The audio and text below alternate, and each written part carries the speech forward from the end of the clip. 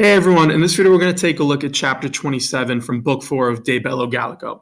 So you might remember at this point in the narrative, Caesar has already landed in Britain, right? They've had sort of the disastrous landing. It didn't go well. You've seen a couple of different events, the Aquilifer, right? The Eagle Bear, the troops jumping off, Caesar's strategy, all these things. And he was finally able to drive off the Britons and land his troops, okay? So that's where we're about to pick up the narrative and see what happens next now that they've landed and they're on the island, right? And they're dealing with these people. What are they going to do? Okay, so before we dive too far into it, like I keep telling you in these videos, what I would highly recommend you do is do a little pre-reading on this story if you can. If you can find a commentary, there's so many of them out there, right? You can find any of them you want to get a little bit of the grammar and a little hint of what's coming your way, and make a vocab list if you can, right? Pre-read it for the vocab. Make sure you write down any words you don't know and try to learn them. It's very difficult to understand what's going on if you don't know the vocab, so it should always kind of be step one.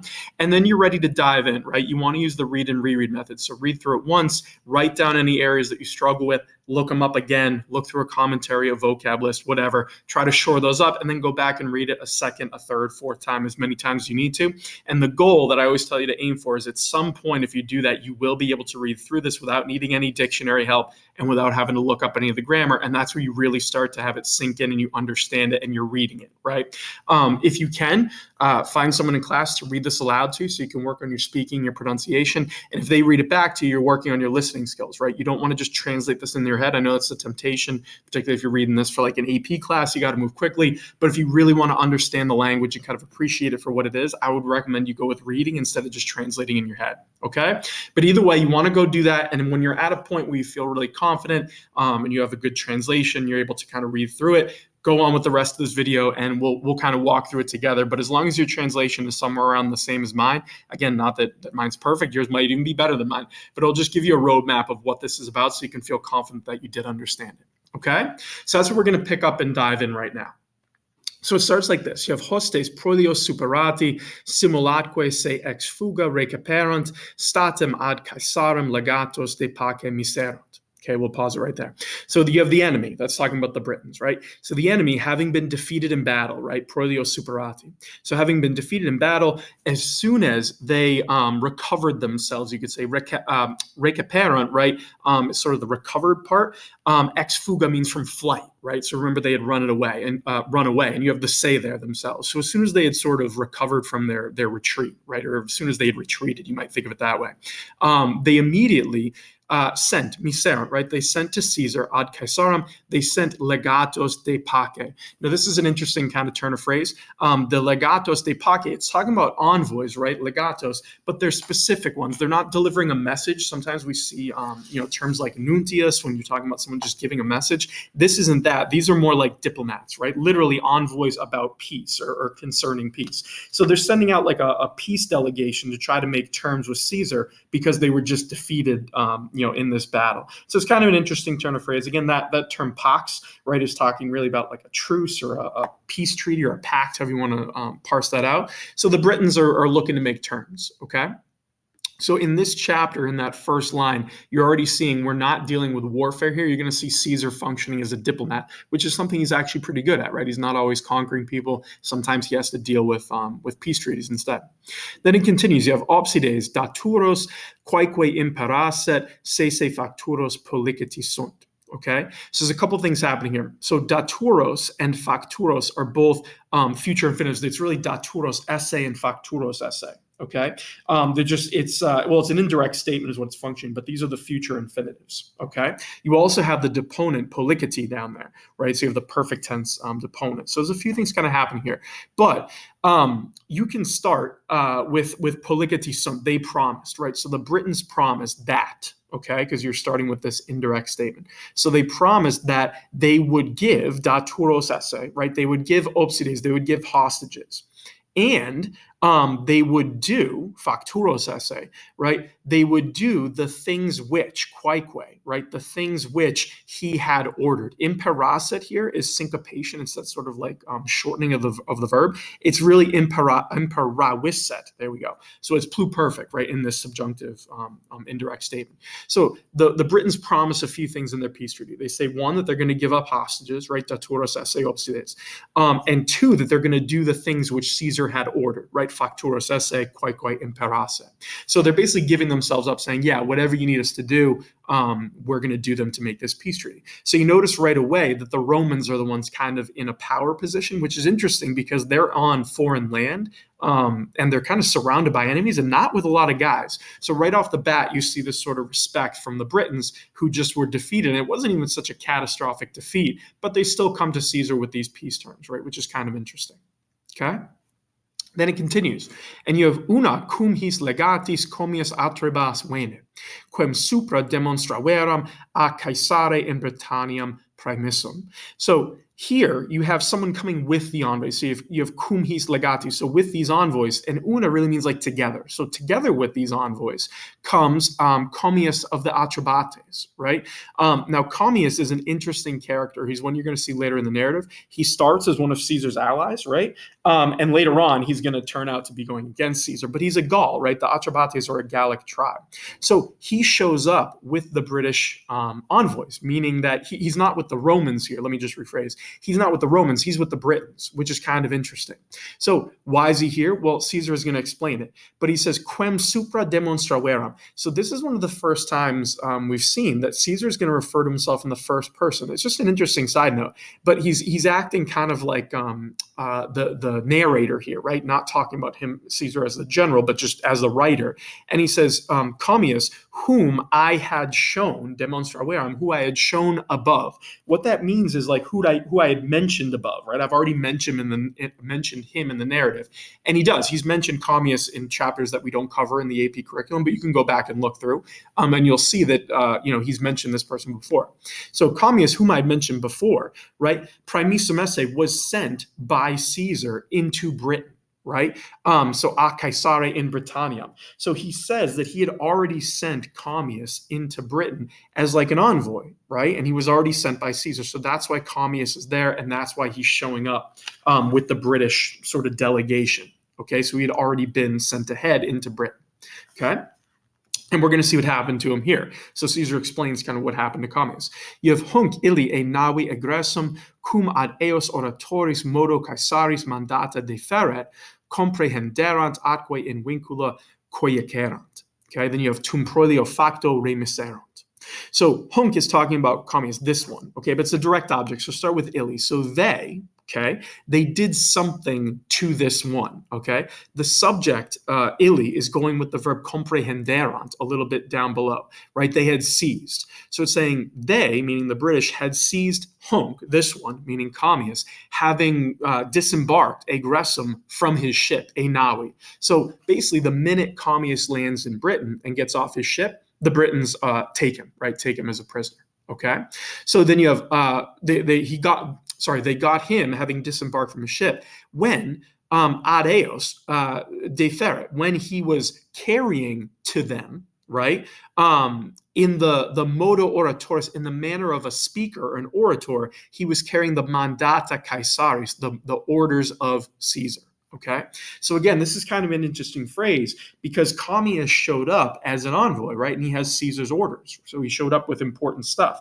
So there's an interesting thing happening here where Commius is showing up with sort of a prepared speech, basically, and the Britons don't treat him very well. They seize him, right? Which is not really correct. And we'll talk about this a little bit later. It's something to think about, like what happened here.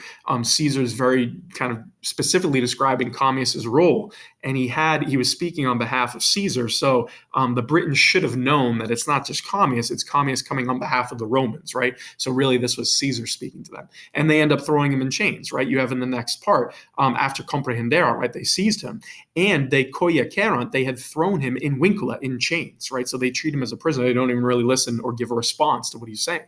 Okay, then you have the tum part. So then you have an ablative absolute here. So prolia facto, with the battle having been done, right, completed, made, right, Caesar won, they remiserant, they had sent him back, right, or they sent him back. So there's a lot kind of happening here, but you kind of get a sense of the storyline here, or the narrative. Caesar sends Commius before he actually shows up, right, in his landing. So he sent an envoy to the Britons. They take him and throw him in chains. Then Caesar shows up. They have their battle at the beach. Caesar wins. Now there's a peace treaty happening, and they bring back Commius as sort of a show of good faith, right? They didn't kill him. They had just arrested him. Now he's back.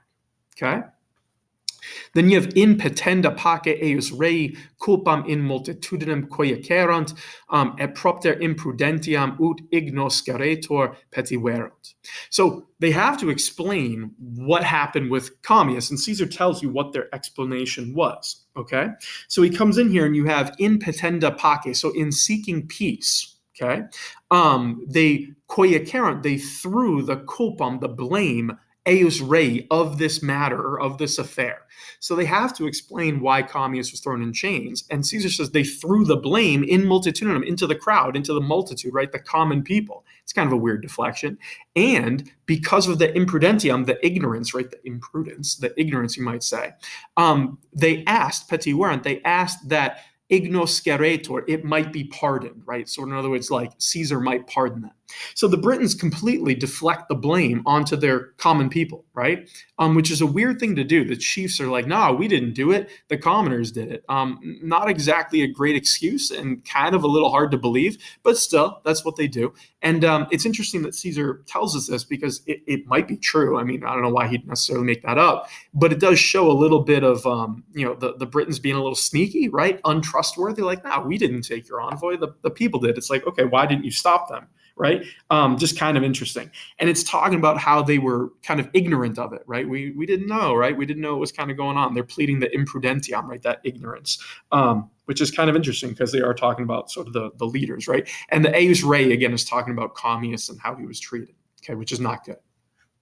Then it continues, and you have Caesar questus quod, cum ultro incontinentem legatis misis pacem abse petissent, bellum sine causa intulisent, ignoscere se imprudentiae dixit obsidesque imperavit.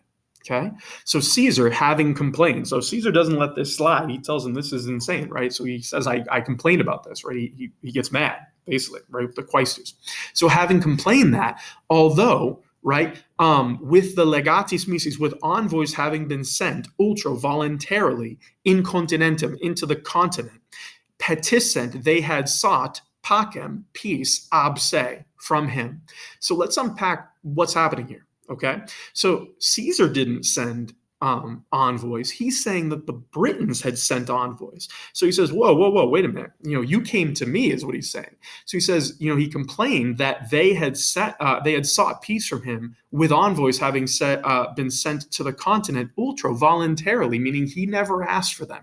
So this is an interesting part of the narrative. Caesar's telling us that, before any of this happened, the Britons had reached out to him and they had said, hey, let's have some peace, right? Let's have peace talks, okay? So it's kind of an interesting thing because there's kind of a double edge to this. If they had sent envoys for peace, why did Caesar show up with an army, right? He must have met them. He knows they sent it.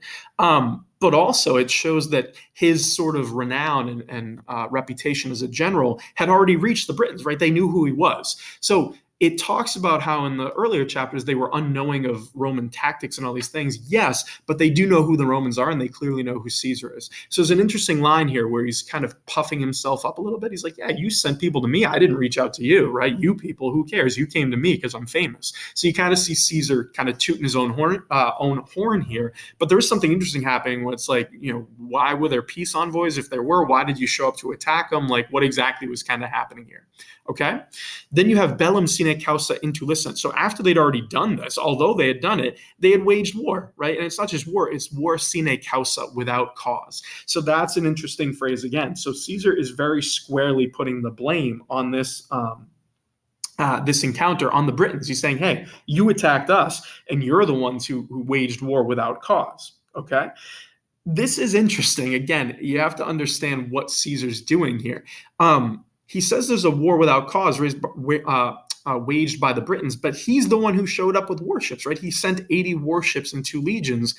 The Britons didn't attack him. I mean, they did at the beach, but isn't Caesar the invading force here? It's kind of an interesting thing to show up with a force, right? An army, a beach landing, an invasion, and then claim the other guys the ones who attacked you, right? You didn't have cause. The Britons should have been like, well, why are you here, right? What's your cause? So there's something happening here, and Caesar is kind of not stretching the truth, but he's definitely manipulating it, and he's expecting his audience to believe him when he says the Britons waged war without cause. That's kind of a wild claim, honestly, when He's saying the Britons attacked him. It's kind of hard to do that. So again, he's manipulating the truth a little bit here. And the idea is a Roman reading this would be like, yeah, that's right. We didn't do anything. They attacked us on the beach. You got to kind of step back a little bit.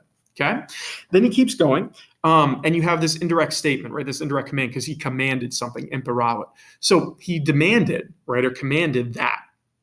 Well, even before that, I guess you could say, Dixit, he said that he forgives, ignoscere, say that he forgives their imprudentia, their ignorance. So Caesar forgives them, right? That's the first thing he does.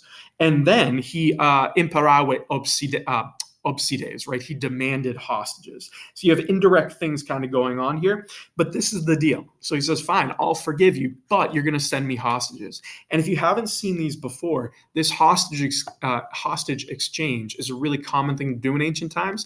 When you make a peace treaty, you demand hostages. And the idea is Caesar would have been taking probably the sons of the chiefs, right? It has to be important people. You don't just take random people or random farmers. You take really important people. You bring them back with you. You might Romanize them a little bit, right? To teach them about your culture. But the idea is when he has these hostages, if the Britons act up again, the threat is that he would kill them, right? So it kind of keeps everyone on an even playing field. Caesar has hostages. If you do anything stupid, I'm going to kill the hostages. It kind of keeps everyone on an even playing field, right? That's the idea. So the idea is that you'd have good behavior, right? It kind of ensures good behavior. It might not be sons, but it would probably be close relatives of the Britain or of the British chiefs. Okay. So he's laying out the terms of the peace. And then it continues. He's giving more details. So you have quorum, illi partem statum dederant, partem ex longinquioribus. Right, there we go, longinquioribus. That's it. Locis arcesitam paucis diebus sese daturos dixerum. So he's talking about the hostages, and he says partem quorum, so part of which, meaning part of the hostages, illi, they, meaning the Britons, they immediately dederant, they immediately gave. Okay, so right off the bat, they give part of the hostages, not all of them, but they give a little bit. Okay, and they're like, here's some of your hostages. Then you have partem, meaning sort of like another part, arcesitam, having been summoned, or they summoned from longinquioribus, from farther off, you might say, farther off locis, farther off places. So in other words, they don't have all the hostages here. They need to get them from further off places. So like, part of it they summon from far off places, and they say, or dixerant, they said that in a few days, paucis diebus, right? In a few days, daturos esse, there's your future infinitive again, they would give. So they're saying, we'll give the other part in a few days once we gather them up from these far off places that we have. And again, you have the future infinitive happening there with the indirect statement, okay? So the peace terms have been laid out. They're just not entirely followed through all the way because, the Britons need some time to kind of gather up all these people.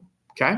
Then you have interea suos remigrare in agros userant principesque undique convenire et se civitatesque, there we go, suas Caesari commendare coipera.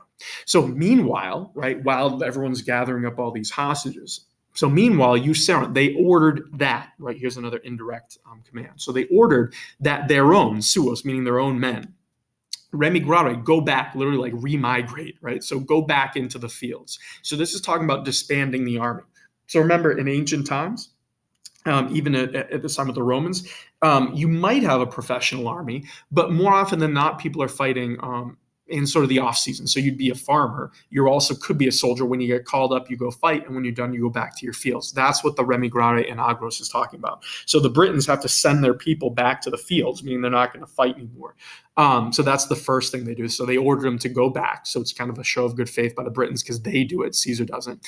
And on top of that, they begin to convenire, right? So they convene. But you might even say it's going with userant. Might be a good place to do it. But they assemble or convene from all sides, principesque, right? The chiefs. So maybe it's coipera. Actually, that would probably work better. So they begin to convene from everywhere, undique, from everywhere, the principes, the chiefs, and they begin to commendare, to commit.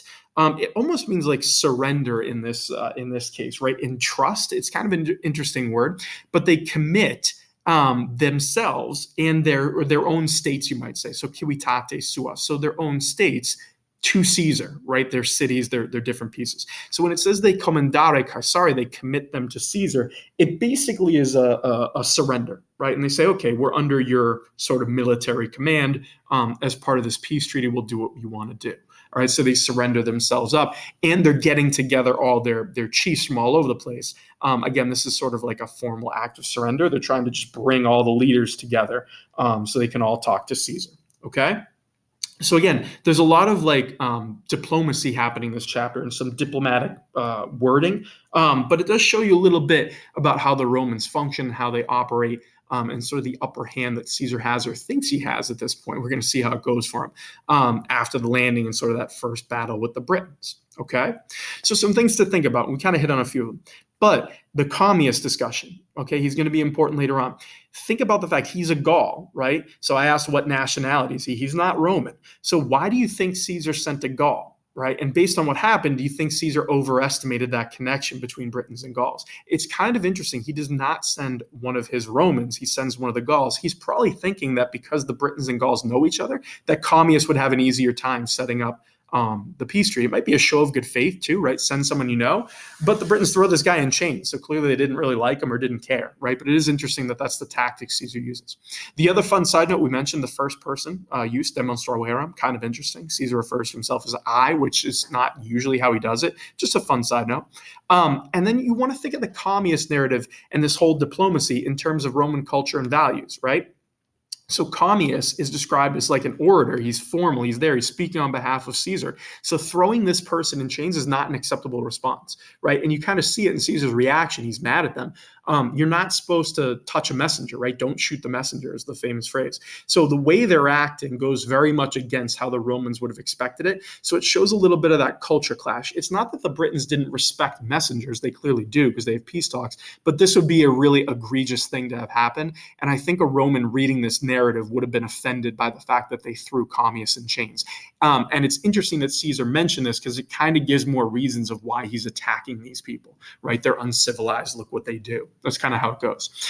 He also brings in the imprudentia or the ignorance, right? The mistakes that the Britons made. And notice who they blame, right? So Caesar has the British chiefs blaming their people. That's kind of an interesting side note there. But you want to notice that they don't take accountability. It's like, no, the people did it, right? The commoners. Kind of, again, an interesting part of this episode. And the last thing I'd point out, which we already did, you want to notice how Caesar mentions his fame is known in the British Isles. He's never been there. He's never really met these people, and yet they know who he is. And he does that by telling you they had sent him envoys already, right? It shows a little bit about how famous he is. And he uses that in his argument when he's like, man, you sent people to me. I didn't ask you for anything, right? I don't really care about you people, but you clearly care about me. It's another way to inflate his ego, build himself up. And then you have that fun interaction where it's, he clearly invaded the British Isles, but he pretends that he wasn't. He was the aggrieved party. There's a lot kind of going on in this chapter, and you see that through the diplomacy that they had. Okay, so if you have any questions at all, put them in the comments below. Hopefully the translation made some sense and you were on the right track with yours.